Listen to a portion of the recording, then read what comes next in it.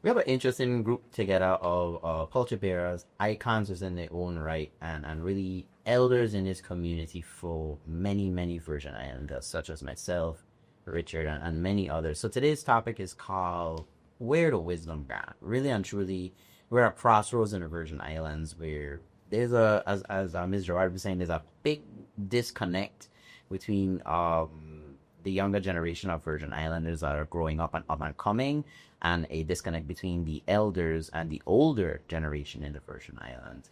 So I guess I'm gonna shoot the first question because Mrs. Gerard was telling me, what do you think the difference is between an elder and someone who is an older person in the VI? Thank you. Thanks for having the conversation. I think it's important for us to understand that being an elder isn't about age, it's about wisdom and the understanding of the responsibility of that individual's role in community in sharing wisdom. And also it's about how you live authentically because you know who you are. So that to me is, big encapsulation of elder. And there are a lot of evolving elders, younger people that are consciously on that road. And I think there are a lot of elders who have just innately known and grown mirroring those who have come before us. And some of us who have been coached and, received guidance. I think all of us as elders have received guidance from, whether it's our faith community or our grandparents or our mentors on how to show up in our community as elders. You got a lot of old people who, and that's a matter of chronology, right? But who are very much the same individual they were when they were 30. That growth has stalled, or that they just haven't had the opportunity to really stop and say, wait a minute, how do I recalibrate as I am aging, what's important? So I think it's important for us as we delve into this conversation to really understand that just because somebody is old doesn't mean they're wise, doesn't mean they have better communication skills, doesn't mean a lot of things. It's how do we as elders identify ourselves through our work and our actions to the young people who are looking for that kind of elder guidance, mentorship. I also think as I look back on my childhood, it was my grandmother and my great-grandmother, right, that were the elders that guided me, my mother and father as well. But today, and you said something about children having children, at this point, grandmothers are still out working. They're living their life, they may be in their early 40s so you don't have the families that we had back in those days, right? But it's interesting that conversation comes now because we were just Frandelle and I were just I call it a retreat, where this subject came up. And the call went out for us to act as true community elders for our children and for the whole community, actually. Yeah. Nothing. We talk about the division here. The problems that were showing up on the street. You have never taught them who you are, We have no national pride. I am this, I am that, and when the children come together, they're forcing over this and that and have no direction. And we, the adult, have not for 40 years decided to teach them history. And it's strange. We are black people, and for 40 years we're afraid to teach us who we are. So if you don't know what you was, and you don't know where you're going, you're living in hell, and that's what we live in now. The elders and the young one them. We are responsible as elders for the mass confusion going on now. And the young ones looking at us and say, hey, wait a man, why are you taking us? And they can't see. Because to tell the truth, we the elders, we need on them. We don't know where we're going. I just simply saying, that generation did. Are a generation that was giving things that actually destroy them now. We know it. Money dictates everything, and as long as money in it, we don't give what we get in. And this is why they run the place, killing one another left and right. Because they have no direction, they don't know who they are. And by the way, there is nothing for them to do other than when they sing a song, I'm moving to today. You know what you say? We're going to drink rum, one weed, and walk up a woman. Listen to your music. Yeah, the music. It's total chaos, and we shut our mouth. That's why I'm glad you bring it up. The elders then gone in a bag to hide. I tell you, a lot of parents read the son. I just had to pass by my house 2 days ago. 2 big men looking to fight. Over what? He tell me something I didn't like. A young man and a woman. I don't go out because they go, rookie, you go part that, me, I'm a gun. Every young man today that I know get killed, that I know could have lived.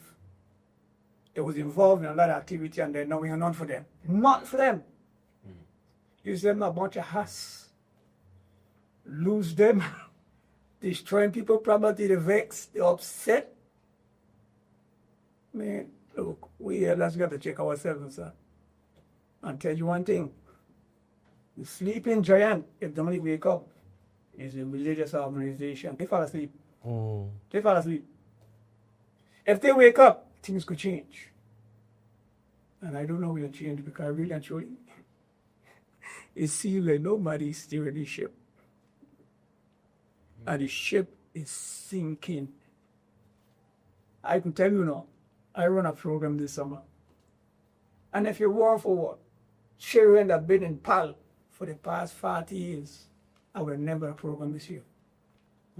They were the ones say, you have a program.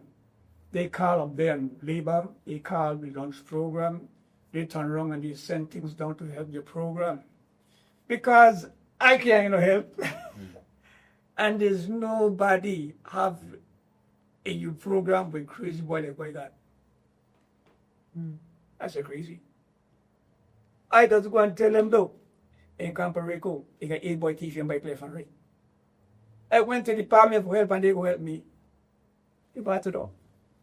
I had to go and find them. You know what they do me know. Children need something to do, man. That's something really proud. Yeah. It needs something. Should it be most in a race or something? Yeah. Oh wow. It's not an all-star cast, and there's questions for everyone. Mr. Rookie, I've never heard that level of ownership from anyone above my generation, like the way you just voiced it. And I want to ask you, why do you think that level of ownership doesn't happen between your age group and the ones like my parents? So my parents are now in the 60s, and so why don't you see them taking accountability for what the future generations are doing through? Well, I will tell you where I grew up.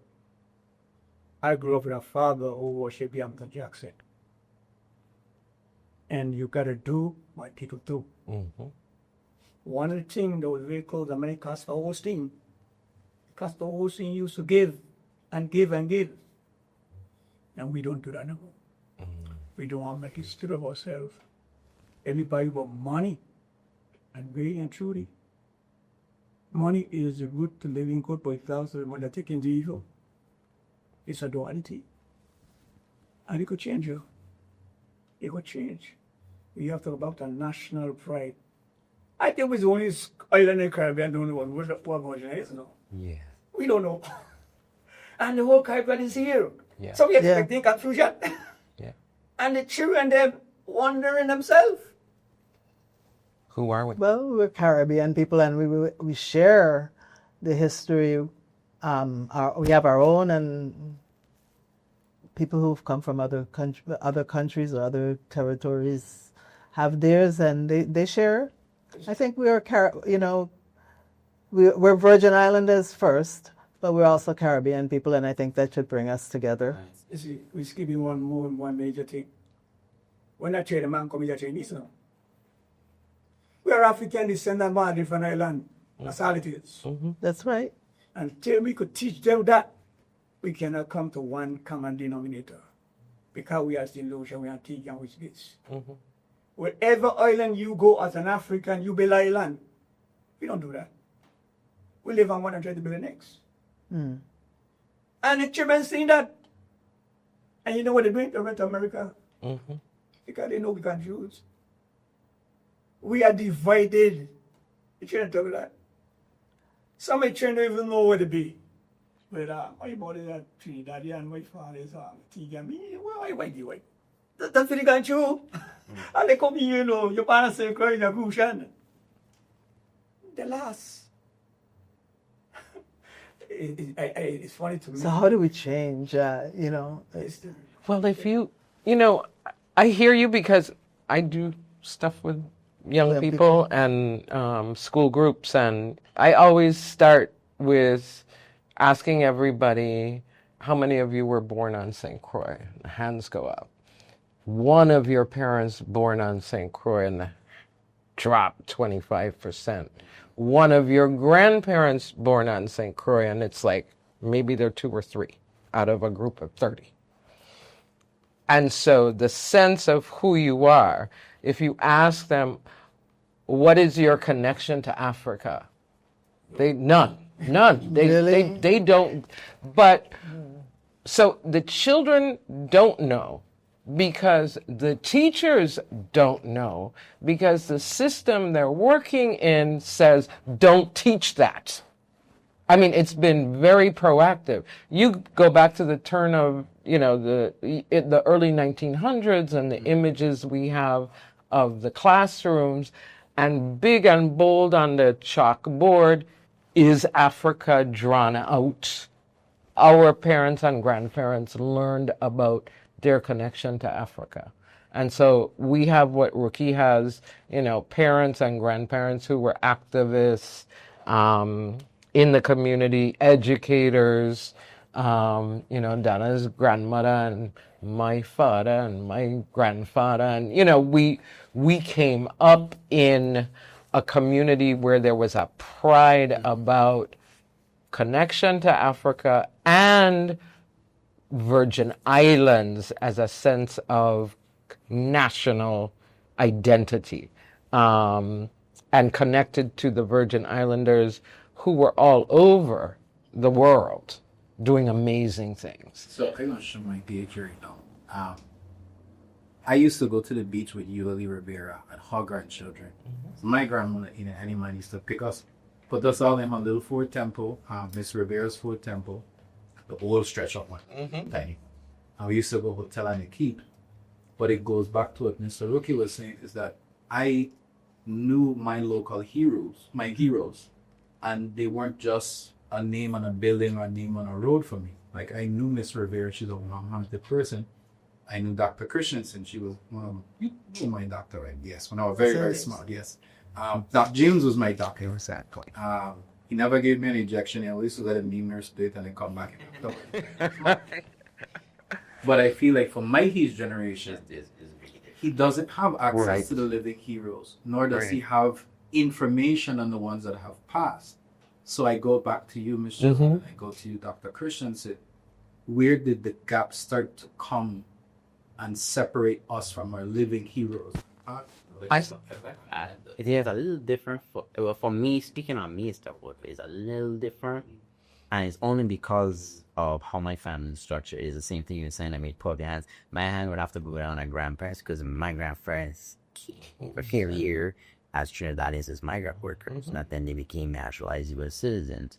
So that's one side is Trinidadian and the Caribbean, and then you have like Spanish and Black. But then on my dad's side, it's different because he came off his great grandparents before them. They came off of the plantations back into Jim Crow, and then my grandfather's mother is a Native American. So what you're Black and Native, that's Sambo. So for me, it's really different because my grandfather grew up in a shack in Mississippi. Missouri. Well, Mississippi. All over, but that's where he grew up. So he grew up in that era where it was not great being Black at the time, and it was a struggle every day. You know, my grandfather grew up becoming a track star, fought in World War II, and then my grandfather got in. Like for me, because it's history, because my grandfather was a professor at William Patterson University, New Jersey, so I had the opportunity of seeing a little expose on like Black African American culture, because my grandfather and many others are people that go as unsung civil rights leaders and activists. So I had that experience to spend time with him and to get that side of it. And then I always loved when my mom, who grew up here with her sisters, and get that opportunity to understand the culture and history. Like how you were talking about seeing pictures. Like I love seeing older pictures of St. Croix. And it puts some pit in my stomach. Sometimes it'd be like, imagine how it looked and like how we got here. Like in my young day, like we got finesse, because it really and truly, there's a big disconnect in my generation of like Richard would tell you, like we have a lot of things that we did not get to experience. There are many like time-honored traditions of things we didn't get to see and enjoy. I came into where I think St. Croix was going into its like a lull phase of growing. If you're the 2000s, you basically missed it. Yeah, basically you missed it. What'd you miss? What'd you miss? So see, and I think that's the problem. What did you miss? You missed that boom where money was everything, where Hess was going, and and there was this illusion of prosperity and growth. And when those refineries, Harvey, whatever it was called at the end, and Hess left, and there was that sucking sound of people just leaving, right? Who was left? Who was left? Who was left were the people who had no place to go, because this is their place. This is their place, right? But it's also the people who had never really participated in that financial growth, right? And so now it's an opportunity to start over.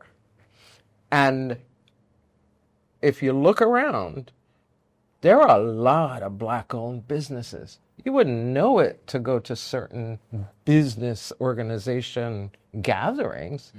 But, who are the truckers? Who are the haulers? Who are the contractors? Who are the landscapers? You could just keep the retailers. There's some new Black businesses that I never heard of before. They're huge. They're restaurants. They're all kinds of things. So it's this new growth that's happening. And I think when we reminisce, I think the idea that young people feel like they missed out on something is that we as older people protected them from what we were fighting to allow for our children to participate. The racism in the private schools, right? The fear that if you didn't put your kid in a private school, there wasn't a way for them to advance. The fear of putting your children in public school because we knew the disinvestment that was happening in those systems. And it's different to some degree in St. Thomas, because people who are commissioners and middle managers in government or business people send their children to public school in St. Thomas. But not here. Here is where the disinvestment really took place. Yeah. And what we know, for those of us that understand numbers, St. Croix carried the Virgin Islands for more than 50 years. And there was not proportional reinvestment in St. Croix. Those funds just went. Every bond issue, every highway, even today, because revenue coming from one place, okay? Yes. It's not, we're not demanding that the funds go back. So there's this deficit thinking that we've been indoctrinated with, scarcity, there's not enough. Since you open it, Edward, Yeah. have elders and my generation or other generations douse the flames to continue putting this thing where it's the stepchild scenario where, you know, what you have to do with the other, because look at St. Croix, look at St. Thomas. So have we, what's the right word? Have we like stoked the fire? Are we the reason why we keep stoking on fire and adding to it? That we keep this whole combative nature where we'll use St. Thomian, use Accrusion, this, that, you look better than me. Like, we have this continual competition between each other on a regular. So did we cause that? In a sense, like, have we grown it exponentially more? Because we've noticed in the recent years, there's people will tell you, look at St. Croix, it looks like the boonies, look, we're losing businesses, we just lost Kmart. We only have this, whenever. Look at St. Thomas that has new hotels, has new infrastructure, new roads. Like, have we in a sense caused that mentality to where there's such a big disconnect instead of a unification between the islands? You can unify something when it's fair. Say that again? You can unify something when it's not fair. Mm-hmm. Yeah. We have to start being fair as a people to one another. Exactly. There's no love in us. We're more like crabs in a barrel. St. Thomas is going to be St. Thomas, and you got beautify them, they got be harbor. But if they had a come in existence from that time, of Van Schulten Park and do so great, we got an agricultural place where we can be fancy with agriculture because it wasn't about the Virgin Islands. The truth is, we are a people that missing one thing. We are African descendants. When I rob you, I rob myself. But I'm a Macedonian. This is the capital. Where you gain more as a recreation worker paid than the one in St. Croix. That will be talked about. It used to happen. For real. Still does. Still does? So this is why we will have this and not a your generation. Yeah. Your generation have not the lyrics we get. You only lyrics we sold. Christians, I think you sit on a wealth of knowledge, especially political knowledge. I think you're far removed from the game enough that you can be free enough to talk to us. But what have you seen in your tenure about that political fracture that causes that imbalance between St. Croix and St. Thomas? And we live in those ramifications. I'm not sure why it continues to go on, but maybe we don't stand up and speak for ourselves enough. I think St. Croix is a much more divided society than St. Thomas. St. Thomas, people stick together, they hold one head. We are always fighting with each other. And so instead of being more proactive about the things that we need, instead of fighting together for the kind of recognition, the funding, the investment that St. Croix needs, we're busy quarreling with each other and complaining about things that don't, a lot of the complaints about things that people just don't know about. So, St. Croix was always separate, right? Santa Cruz, we have a different culture. More aligned with St. John than with St. Thomas. Absolutely. And if you look, and it is because of our Africanness.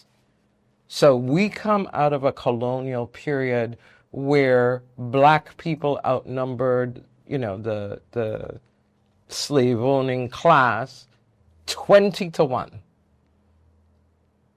St. Croix had over 22,000 enslaved people in 1815, 1818, 20,000 people. St. Thomas never had more than